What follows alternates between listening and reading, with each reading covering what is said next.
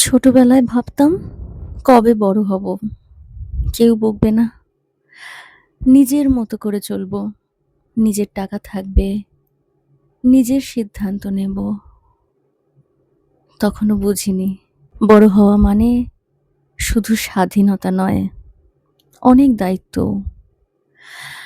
এখন মাঝরাতে হঠাৎ পুরনো দিনের কথা মনে পড়ে, স্কুলের সেই বন্ধুদের হাসি, মায়ের ডাকে ঘুম ভাঙা, বাবার সঙ্গে বাজারে যাওয়া, বৃষ্টির দিনে খিচুড়ির গন্ধ, সবকিছু যেন কোথায় হারিয়ে গেল।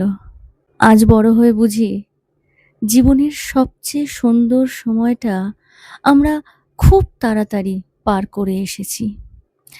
সত্যি বলতে ছোটবেলায় বড় হতে চেয়েছিলাম, আর এখন শুধু ছোটবেলাটা ফিরে পেতে চাই।